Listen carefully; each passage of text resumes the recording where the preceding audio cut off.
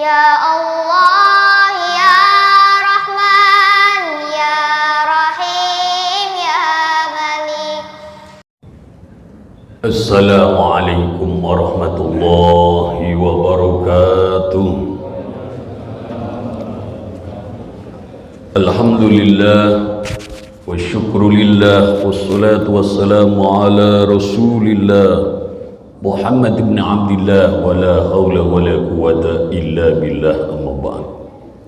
Para alim, para pengurus Masjid Al-Hikmah yang kami muliakan, bapak, ibu-ibu, para jamaah, calon-calon ahlul jannah semuanya, adanallahu wa iyyakum ajma'in. Sebelumnya mari kita baca doa mohon perlindungan kepada Allah Subhanahu wa taala. Bismillahirrahmanirrahim. Bismillahilladzi la yadurru ma'asmihi syai'un fil ardi wala bis samai wa huwas samiul alim. Bismillahilladzi la yadurru ma'asmihi syai'un fil ardi wala bis samai wa samiul alim. Bismillahilladzi la yadurru ma'asmihi syai'un fil ardi wala bis samai wa samiul alim. A'udzu bikalimatil tammati min syarri ma khalaq. A'udzu bikalimatil tammati min syarri ma khalaq. A'udzu bikalimatil tammati min syarri ma khalaq. Para jamaah yang mulia, semoga kita termasuk hamba-hamba Allah yang diberikan keberuntungan, yang amal-amal kita diberi keikhlasan oleh Allah Subhanahu wa taala. Sebab amal-amal yang di dalamnya belum ada ikhlasnya itu seperti patung yang tidak ada ruhnya. Sebagaimana disebutkan oleh Imam Ta'ilah, yang bawa kitab bisa dilihat di halaman 11. Al-a'malu suratun qa'imatun wa arwahuha wujudu sirril ikhlasi fiha. Al-a'malu, amal-amal itu suarun, gambar-gambar atau patung-patung, qa'imatun yang berdiri, wa arwahuha, sedangkan ruh-ruh daripada amal-amal itu wujudu sirril ikhlasi, adanya sir, adanya inti ikhlas fiha, di dalam amal-amal itu. Imam Asy-Syarqawi belum menerangkan al-a'malu dhahiratu, amal-amal yang zahir, seperti sholat kita, ya, puasa kita, zakat kita, haji umroh kita, termasuk kajian kita ini yang bisa disyuting seperti ini adalah amal-amal zahir. Nah, amal-amal zahir itu suratun qa'imatun, seperti gambar atau seperti patung yang berdiri. Aikal ashosi, maksudnya seperti orang-orang alati laisa fiha, yang tidak ada di dalam orang-orang itu arwahun, oleh ruh-ruh. Fala naf'a fiha, maka tidak ada manfaat di dalam, mafala naf'a biha, maka tidak ada manfaatnya dengan amal-amal tersebut. Para jamaah yang mulia, ini di sini ada anak muda yang belum nikah enggak? Atau udah orang tua semua nih? Ada di sini yang perjaka belum nikah, ada? Atau yang ngaku perjaka padahal sudah punya anak itu? Mana? Kalau ada misalnya anak muda belum nikah, mana yang benar asli nih? Asli mau saya tanya, moga-moga dapat malam hari ini. Misalnya nih anak muda, kalau dikatakan mau ndak dinikahkan dengan seorang gadis cantik, seksi, anak orang kaya, anak tunggal lagi, mau ndak kira-kira? Mau. Tapi sudah ada nyawanya. Nah, coba ya kan. Kenapa tiba-tiba tidak mau? Tadi mau. Karena ternyata walaupun wajah cantik, badan seksi, begitu tidak ada nyawanya, Kalau dalam itu disebutkan fala naf'abiyah, tidak ada manfaatnya. Yang kita mau bahas adalah amal. Masalah gadis tadi itu cuman perumpamaan. Kita sholat, kita zikir, kita doa, kita puasa, kita berzakat, kita haji, kita umrah, kita kajian seperti ini. Ini amal-amal dohir. Kalau yang tampak, yang bisa disyuting, yang bisa difoto, yang bisa dilihat oleh mata, didengar oleh telinga.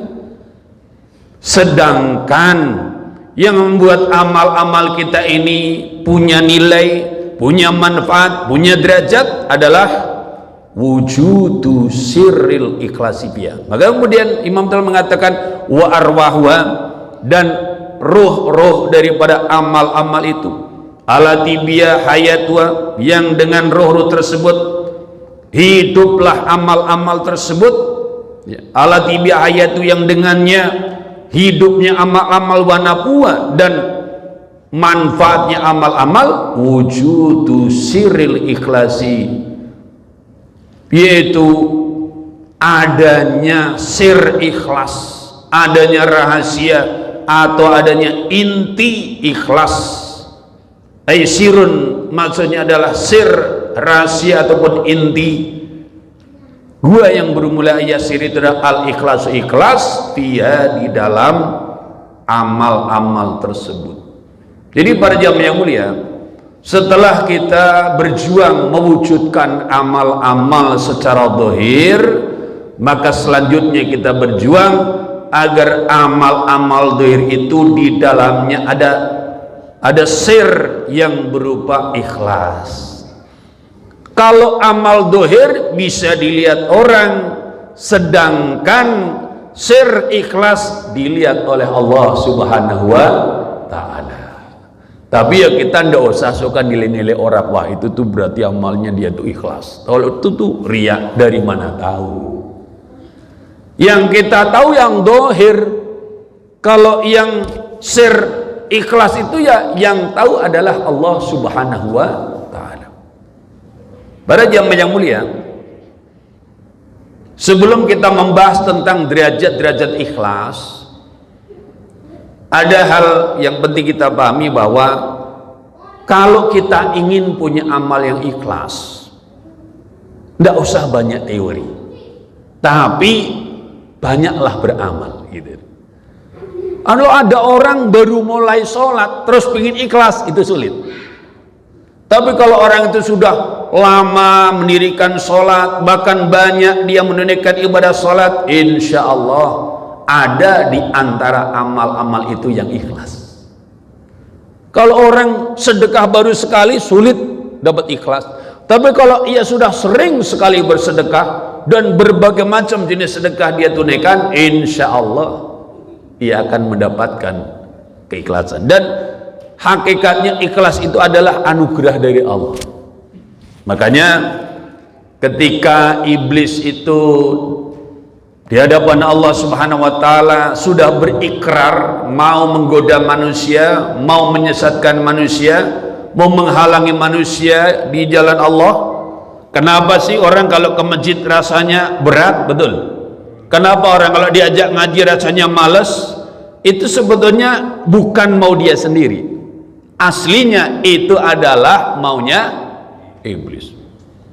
Di depan Allah Subhanahu wa Ta'ala iblis udah ikrar gitu, bahwa ia akan mendatangi manusia min baini aidihim wa min khalbihim wa an aymanihim wa an syamilihim. Ya Allah, aku akan datangi itu manusia, anak cucu Adam, dari depan, dari belakang, dari kanan, dari kiri. Dibuatlah kita itu berat sekali melakukan amal. Namun ternyata ada di antara manusia itu yang tidak sanggup iblis itu mencelakainya, tidak sanggup iblis itu menyimpangkannya atau membuatnya meninggalkan amal. Siapa itu? Illa ibadaka minhumul mukhlasin, kecuali hamba-hambamu ya Allah, dari mereka itu yang mukhlasin. Ini kalau kita lihat dari Kalimat mukhlas itu orang-orang yang diberi keikhlasan. Bukan illa ibadaka minumul mukhlasin. Jadi ikhlas itu dikarenakan Allah Subhanahu wa taala.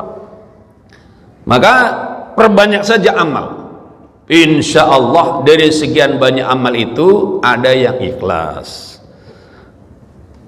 Dan ikhlas itu ada kelas-kelasnya. Mari kita lihat.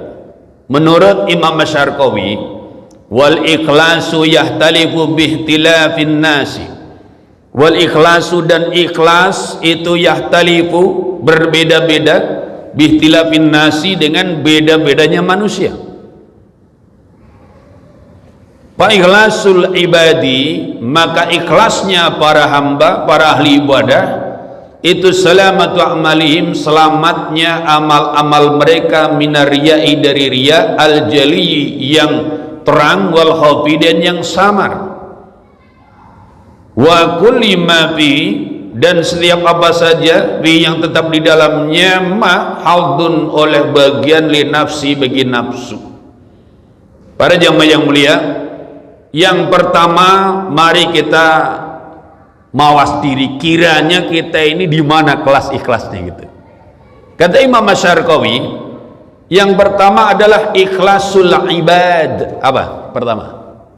Ikhlasul ibad, ikhlasnya para ahli ibadah atau ikhlasnya hamba-hamba Allah Subhanahu wa taala. Bagaimana mereka atau kita sudah disebut ikhlas dalam kelas ini? Selamatnya amal-amal mereka dari riya yang terang-terangan dan riya yang sembunyi-sembunyi atau yang samar. Jadi kalau beramal yang dituju adalah Allah, bukan yang lain. Jadi tidak ada niatan misalnya sholat biar dilihat calon mertua, oh ternyata calon mantu saya ahli sholat, tidak begitu. Kalaupun adzan memang mau menyeru orang agar yang di rumah, yang di jalan, yang dimanapun tempat, ini sudah maghrib, ayo pada sholat jamaah maghrib, bukan karena mau pamer suara merdu dan lagu yang baru saja dia dapat improv terbaru misalnya. Itu ikhlas karena tidak ada niat untuk riya, baik yang terang maupun yang tersembunyi. Wa kulli ma fi haddun li nafsi, dan juga tidak adanya apa yang di dalamnya itu terkandung bagian daripada nafsu. Para jamaah yang mulia, zaman sekarang kadang-kadang agak rame kita tuh ngelibatin nafsu dalam amal. Contoh, kita bikin pengajian biar rame, ngundang artis. Rame nggak kira-kira? Ini ada orangnya dari. Kalau kita pengajian ngundang artis, rame nggak kira-kira? Apalagi yang cakep-cakep, yang lagi ngehit, yang lagi viral. Tapi ngomong-ngomong, sebetulnya yang pada datang itu mau mencermati isi kajiannya atau mau mencermati wajah artisnya? Ayo jujur. Kajiannya luar biasa. Ini dia. Kadang-kadang kita tuh seperti itu, gitu loh. Wah, Pak Ustadz, itu kan salah satu kiat agar kita itu bisa syiar. Betul, kalau kita lagi bicara untuk orang awam, mereka kebanyakan, betul. Ini kan kita lagi ngecet balikam, kita mau memasuki jalur khusus, betul enggak? Yang kayak gini nih harus sudah mulai ditinggalkan. Jadi kita lagi bicara orang-orang yang ingin masuk kepada jalur khusus, ibarat naik mobil dan masuk jalan tol gitu loh. Model-model seperti itu berarti ibadah yang sesungguhnya di dalamnya masuk sebetulnya keinginan nafsu, hobi nafsu masuk. Contoh lagi, kita tuh paling demen kalau pengajian itu banyak lucunya, betul nih kira-kira? Sebetulnya demen lucu itu maunya siapa sesungguhnya gitu. Masih kurang nonton dukul, dukulnya sendiri sampai stroke itu. Itu loh. Nggak jamin orang suka tertawa itu bahagia, belum tentu. Orang bahagia itu kalau hidupnya klop dengan kehendak Allah Subhanahu wa taala, itu baru bahagia. Tidak jamin. Sehari-hari kerjanya tertawa saja, sudah tertawa dibayar mahal lagi. Tidak jamin sehat. Tapi kadang-kadang memang nyelip itu keinginan nafsu di dalam amal kita. Nah, orang yang masuk kategori ikhlasul ibad yang seperti ini sudah tidak ada lagi. Namun ia punya tujuan, amalnya tidak untuk yang lain, cuman untuk Allah. Namun dalam hal ini kenapa dia semangat ibadah? Tolaban. Nah ini, fala ya'maluna illa lillahi ta'ala, maka mereka itu tidak beramal kecuali karena untuk Allah subhanahu wa ta'ala, kecuali karena persembahan kepada Allah subhanahu wa ta'ala, tolaban lithawabi, karena mencari pahala, wa haraban minal iqabi, dan lari dari hukuman-hukuman. Jadi kalau ditanya kenapa Pak Bu kok semangat sekali ibadah, saya ingin dapat pahala masuk surga. Kenapa kok tidak berani berbuat maksiat? Kenapa kok tutup aurat? Karena saya takut dihukum oleh Allah masuk ke dalam neraka. Ikhlas gitu. Ikhlas. Orang yang ibadah karena ingin dapat pahala masuk surga, orang yang beribadah karena takut diadab Allah di neraka, itu ikhlas dalam kelasnya ikhlasul ibad.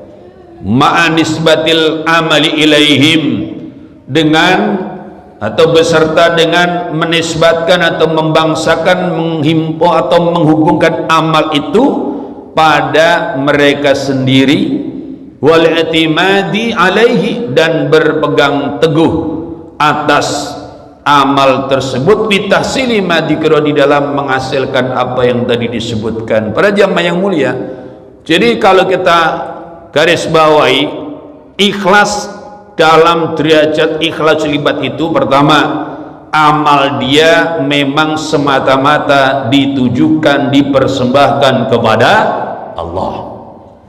Kedua, mereka ini atau kita ini dalam amalnya karena memang mengharap pahala dari Allah, atau karena takut atau lari dari hukuman ataupun siksaan Allah subhanahu wa ta'ala. Yang ketiga, amal-amal itu masih dirasakan atau masih dianggap, diakui sebagai amal dirinya sendiri. Saya tadi malam sholat tahajud, saya kemarin sholat duha, dan juga puasa Senin Kemis misalnya. Saat ini saya sedang ngaji di Masjid Al-Hikmah. Saya itu ciri khasnya itu. Jadi amal itu masih dinisbatkan kepada dirinya. Dia merasa melakukan amal-amal itu, di samping apa? Dia berpegang teguh kepada amal tersebut di dalam menghasilkan apa yang tadi disebutkan harapan-harapannya. Kenapa Anda punya harapan dapat pahala? Karena saya sudah melakukan amal-amal ini. Kenapa Anda yakin ataupun berharap bahwa di akhirat tidak diadab neraka? Karena saya sudah meninggalkan perbuatan dosa ini. Saya melakukan perintah Allah, saya sudah tidak lagi buka aurat di hadapan halayak. Saya keluar rumah pasti tutup aurat, pakai jilbab dan sebagainya, bagi yang ibu-ibu atau bapak pakai sarung, pakai celana dan sebagainya. Lalu ketika ia tidak melakukan itu, maka hidupnya dipenuhi dengan ketakutan, takut tidak mendapat pahala, tidak masuk surga, takut kalau diadab Allah masuk neraka. Jadi masih fokus kepada amal, dan amalnya dianggap adalah amalnya sendiri. Namun demikian, ini sudah masuk pada kategori ikhlas, namanya ikhlasul ibad. Semoga kita punya ikhlas naik pangkat, amin ya rabbal alamin. Seperti apa itu? Yang berikutnya, wa ikhlasul muhibbina, dan yang kedua adalah ikhlasnya orang-orang yang cinta kepada Allah subhanahu wa ta'ala. Wal amalu lillahi, yaitu amal yang dilakukan karena Allah, dipersembahkan kepada Allah, ijlalan wa ta'dhiman, karena membesarkan dan mengagungkan Allah Subhanahu wa taala. Jadi kalau orang-orang yang sudah menjadi pencinta Allah, ia beramal tidak lagi karena ingin mencari pahala, tidak lagi karena takut mendapatkan siksa, namun tujuannya adalah mengagungkan Allah, membesarkan Allah Subhanahu wa taala, li'annahu ta'ala ahlun lidzalika, karena sesungguhnya Allah adalah zat yang memang ahli atau yang patut untuk mendapatkan pengagungan kita dan sikap kita membesarkan Allah Subhanahu wa taala, la liqasdi sawabin, bukan karena maksud mendapatkan pahala, wala harabin min iqabin, dan juga bukan karena lari daripada hukuman-hukuman. Para jamaah yang mulia, walaupun kita dalam amal tidak karena mencari pahala, bukan karena lari dari siksa, tenang, masalah pahala itu dah sistem dari Allah Subhanahu wa taala. Ya. Jadi kita kadang-kadang memang ini tahsilul hasil, kata sebagian orang itu. Sesuatu yang kita ndak usah pakai niat itu bisa dapat, tapi kita pakai niat gitu loh. Contoh, ndak usah niat cari pahala, itu sudah bisa dapat pahala. Asalkan amalnya itu dipersembahkan kepada Allah, udah dapat pahala. Sebagaimana orang kerja, kalau orang kerja niatannya cari gaji, atau kita usah niatannya cari untung, itu sebetulnya ndak usah pakai niat dapat. Yang ndak dapat itu adalah kalau kita kerja ingin dapat pahala ibadah, nah itu ndak akan dapat kecuali dengan niat. Maka mestinya kalau kita seorang muslim dan muslimah berangkat kerja, niatkan bagian daripada ibadah. Betul? Kayak tidak ada orang. Betul? Nah, gimana logikanya ibadah apa? Orang kerja kok ibadah? Di antaranya gini, rizki itu kan hakikatnya pemberian Allah. Betul? Nah, dalam memperoleh rizki manusia ada dua golongan.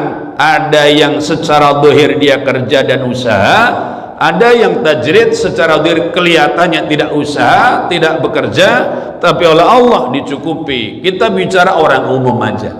Orang-orang kebanyakan, orang-orang yang kasab menjemput rizki itu adalah dengan kerja atau dengan usaha. Nah, kalau ada orang dalam rangka menjemput rizkinya jadi pencuri, bisa dia dapat rizkinya dengan jadi pencuri, dan banyak orang melakukan ini. Itu dosa tidak? Dosa tidak?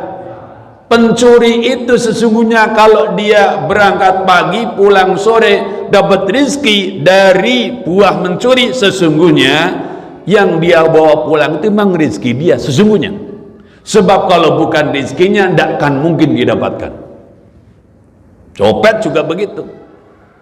Ada orang kerjanya menjadi pencopet, pulang dia bawa duit, itu sesungguhnya duit yang dia bawa pulang adalah jatah rizki di hari itu. Cuman malangnya dia menjemput dengan cara yang haram, maka kemudian disebut sebagai rizki haram, dimakan jadi daging, dagingnya paling patut masuk ke dalam neraka. Na'udzubillah min dzalik. Nah, maka dari itu ketika orang menjemput rizki dengan kerjaan, ya, dengan pekerjaan, dengan usaha yang sesuai dengan tuntunan syariah, maka itu adalah ibadah. Luar biasa. Siapa orang sanggup sholat dari jam 8 sampai 4 sore? Tapi orang yang sedang kerja di dalam pekerjaan yang sesuai hukum syariah, dia sesungguhnya sedang ibadah. Dia sedang menjemput rezeki dengan cara yang dibenarkan oleh Allah Subhanahu wa taala atau yang dicontohkan Rasulullah sallallahu alaihi wasallam. Jadi para jamaah yang mulia, ibadah dalam kerja seperti tadi tidak akan mungkin didapatkan pahalanya kecuali memang kita punya niat. Innamal a'malu binniyat. Tapi kalau masalah gaji tidak perlu pakai niat, insya Allah awal atau akhir bulan dapat, itu sistem. Nah, orang-orang yang telah mengikuti kajian seperti ini, semoga hidupnya jadi lebih bernilai. Sekali dayung 2, 3, 4, 50 terlampaui. Urusan dunia diraih, urusan akhirat didapatkan. Tapi orang-orang yang kurang pengertian, sudah capek, lelah, letih, yang dapat cuma sedikit, yaitu bagian daripada dunia. Karena dunia sebanyak apapun tetap kalau dikatakan kul mata'ud dunya qalil, katakan kesenangan dunia, kenikmatan dunia, harta benda dunia itu adalah sedikit. Para jamaah yang mulia, jadi orang-orang yang ikhlasnya itu tingkatan muhibbin, orang-orang yang cinta kepada Allah, ibadahnya karena membesarkan dan mengagungkan Allah, karena satu keyakinan memang Allah adalah zat yang patut untuk dibesarkan dan diagungkan, bukan karena maksud untuk mendapatkan pahalanya ataupun lari daripada siksanya.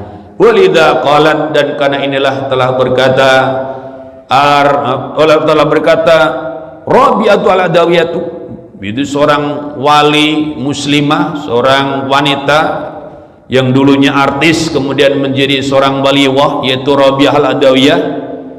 Beliau mengatakan ma'abattuka khaufan min narika wala tama'an fi jannatika fanasabtul ibadata ilaiha. Rabi'ah al-Adawiyah itu dalam munajatnya beliau mengatakan, ya Allah, aku tidaklah beribadah kepadamu itu karena takut nerakamu, dan juga tidak karena tamak atau ingin surgamu, lalu aku menghubungkan ibadahku kepadanya. Sehingga ada satu cerita itu yang disampaikan oleh para mubalik. Satu kali atau satu hari terjadi peristiwa Rabi'ah al-Adawiyah itu siang-siang jalan bawa obor dengan membawa air juga. Jadi satu tangannya bawa obor, yang satunya lagi membawa wadah air. Ada orang nanya, Rabi'ah al-Adawiyah, mau kemana bu? Gitu. Siang-siang bawa obor. Saya mau bakar neraka, katanya.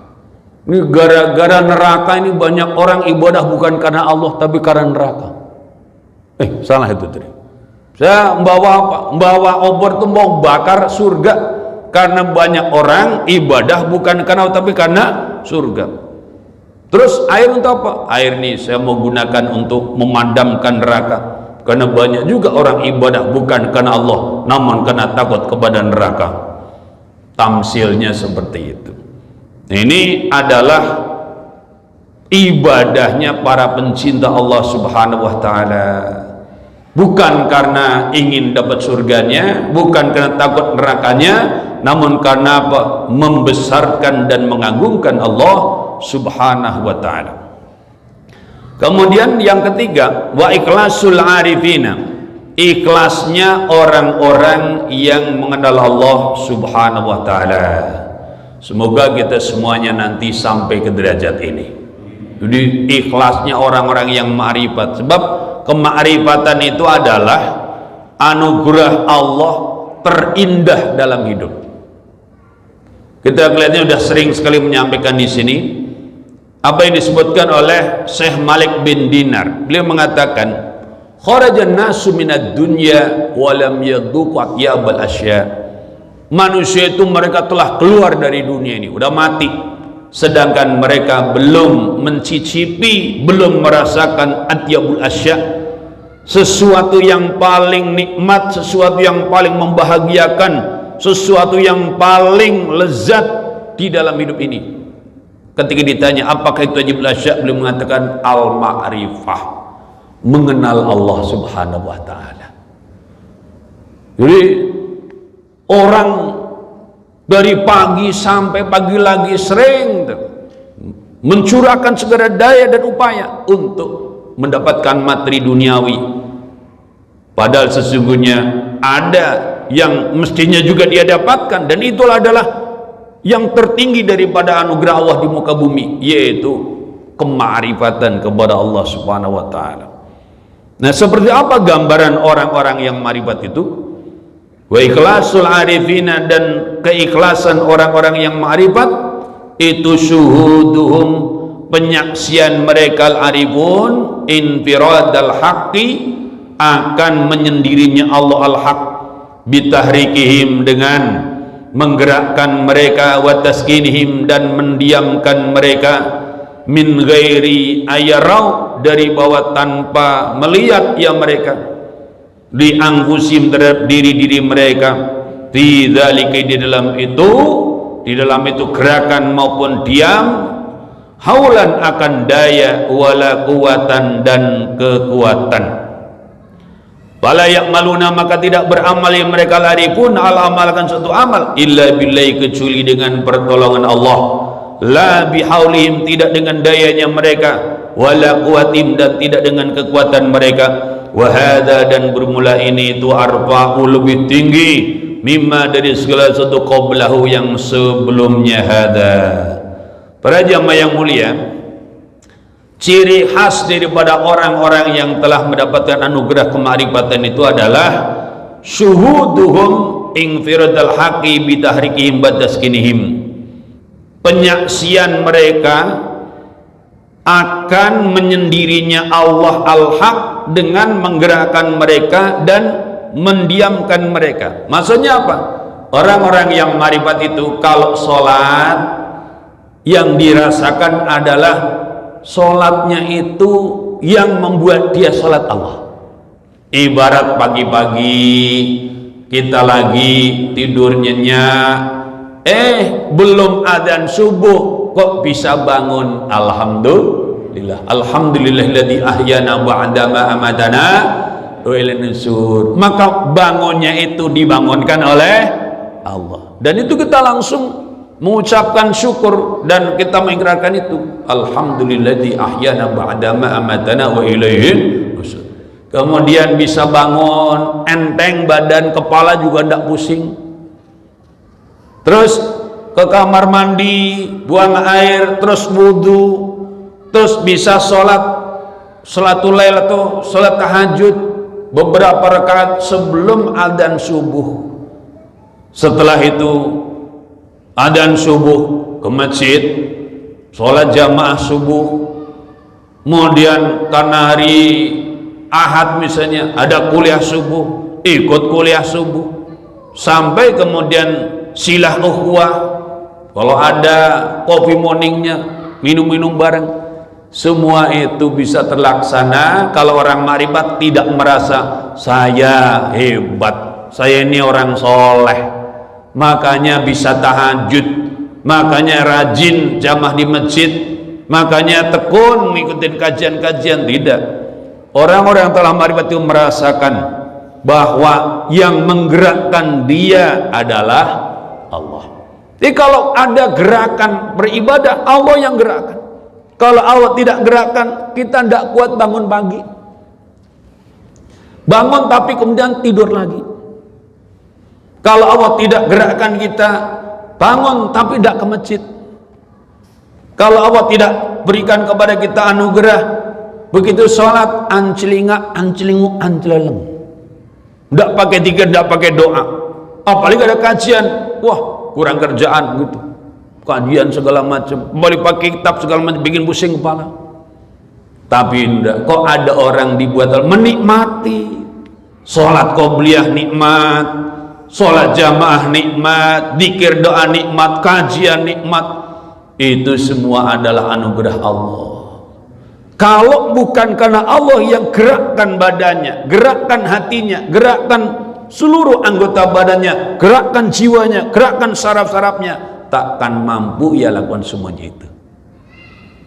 Makanya inilah maksud daripada kalimat hauqalah yang sering kita wiridkan, la haula wala quwwata illa billahil aliyyil azim. Coba kita baca bareng-bareng, la haula wala quwwata, la haula wala quwwata illa billahil aliyyil azim, illa billahil aliyyil azim. Apa artinya? La haula, tidak ada daya meninggalkan maksiat. Wala quwata, dan tidak ada kekuatan melaksanakan taat illa billahi, kecuali dengan pertolongan Allah al-ali yang maha tinggi, al-adim yang maha agung. Kalau kita tidak diberikan haul, daya oleh Allah, kita tidak bisa meninggalkan kemaksiatan. Sudah adzan maghrib seperti ini belum sholat maghrib, malah masih nongkrong di jalan. Ada enggak? Masya Allah. Saya ini alhamdulillah ya, sering dapat tugas untuk kuliah subuh, kadang-kadang jauh gitu, sehingga berangkat itu bisa jam 3, mungkin setengah 4. Itu kalau pagi-pagi berangkat, kadang-kadang saya heran, ada anak-anak muda itu nongkrong itu jam setengah 4 itu di pinggir jalan, tekun sekali gitu. Gerombolan anak muda itu. Saya bilang, coba mereka diberi oleh Allah hidayah, taufik, tidak apa-apa nongkrong, tidak apa-apa duduk-duduk, tapi di masjid iktikaf. Mantap enggak kira-kira? Mantap ya? Coba bayangkan, apa sih bedanya? Kenapa mereka asik sekali di pinggir jalan itu? Dari malam sampai menjelang subuh masih di situ, kadang-kadang laki perempuan lagi. Coba kalau mereka kumpulnya di masjid, agendanya tahajud, terus zikir, terus kajian, waduh luar biasa ini. Karena ada di sebagian pondok itu sampai membuat agenda ngaji malam-malam. Jadi jam 2 baru mulai buka kitabnya, biar lain dia bilang lain. Berani di sini kita ngaji gitu. Insya Allah cuma 2 orang. Ya, kita ngaji paling realistis saja kadang susah. Ini ngaji realistis nih. Kita datang untuk sholat maghrib, sejam kemudian kan isya, udah daripada pulang kita mending di masjid ngaji, itu paling realistis. Kalau ngajinya ba'da isya kurang realistis, udah pengen tidur orang kan gitu, kecuali di pondok gitu. Itu aja udah diatur serealistis mungkin. Kadang kita masih kalah dengan setan. Istahwada alimus syaitan fangsahum dzikrullah, dalam Quran gitu. Setan menjajah mereka, setan menguasai mereka, lalu membuat mereka lupa kepada Allah Subhanahu wa taala. Maka pada zaman yang mulia, berkaitan dengan ikhlasul arifin ini, maka yang sangat penting kita semuanya mohonkan kepada Allah adalah agar Allah menurunkan hidayah dan taufik itu. Itu yang inti di situ. Kalau sekedar nyalain orang itu ente itu gimana, punya otak tidak? Malam-malam nongkrong di pinggir jalan itu, memang tidak takut kalau nanti masuk angin? Bukan itu masalahnya. Masalahnya adalah kenapa ini anak-anak ini kok tidak diberi Allah hidayah gitu, tidak diberi Allah taufik gitu. Padahal itu sedikit doang itu. Digeser aja tuh nongkrongnya itu di masjid, agendanya diganti dari ngobrol-ngobrol omong kosong kepada diskusi tentang ilmu Allah. Mantap enggak kira-kira? Cuman siapa ini orang yang bisa ini? Begitu mendatangi mereka, terus mereka tergugah. Zaman dulu ada orang seperti itu. Nah kita sekarang ini nyari-nyari gitu. Sebab ada orang itu yang kalau mandang orang gitu, itu menularkan keberuntungan gitu. Maka kalau kita baca misalnya dalam kitab Nasulibat ya, di musim haji, pas orang-orang sedang pada mabit di Musdalifah itu ada orang yang keliling-keliling gitu, ngamat-ngamatin jamaah haji gitu. Tapi yang dikelilingi ya terutama mandangnya kalau bapak-bapak yang lihat yang bapak-bapak, jangan ibu-ibu, nanti jadi fitnah. Kenapa Pak? Kelihatannya dari tadi kayak yang dicari ya. Saya lagi nyari ini orang, sebab ada orang itu kalau kita itu berpapasan dengannya gitu, memandang wajahnya dan dia memandang wajah kita, dia menularkan keberuntungan gitu. Ini yang kita butuhkan, bukan sekedar caci maki. Sebab mereka itu mungkin sebetulnya dalam hatinya itu ya pingin baik, tapi badannya belum tergerak gitu. Karena belum seperti orang-orang yang ahli ma'rifat ini yang udah merasa badannya digerakkan oleh Allah, hatinya digerakkan oleh Allah. Pun ketika dia diam, juga Allah yang buat dia diam. Makanya kalau pas ngaji gitu tenang gitu, tidak ribut sendiri gitu. Allah yang buat dia tenang. Pikiran juga bisa konsentrasi sehingga terang benderang, cepat paham, bahkan ingat, tidak lupa-lupa. Allah yang buat hatinya seperti itu. Maka orang-orang yang marifat itu tidak akan pernah bertanya begini, ya Allah, mana pahala sholat saya, mana pahala haji saya, mana balasan yang saya dapatkan dari saya rajin memamurkan masjid Al-Hikmah ini, ya Allah. Dia tidak berani ngomong begitu. Sebab apa? Dia udah merasa beruntung dipilih Allah jadi orang Islam, jadi ahli ibadah, apalagi bisa menunaikan syariat-syariat, termasuk hal yang kebanyakan orang tak mampu lakukan. Karena semuanya itu bisa terwujud bihaulihi ta'ala wa quwwatihi, karena daya pemberian Allah dan kekuatan dari Allah subhanahu wa ta'ala. Semoga Allah subhanahu wa ta'ala bimbing kita dari tingkat ikhlasul ibad kepada ikhlasul muhibbin sampai kepada ikhlasul arifin. Amin ya rabbal alamin. Mohon maaf atas segala kurang berkenan. Assalamualaikum warahmatullahi wabarakatuh.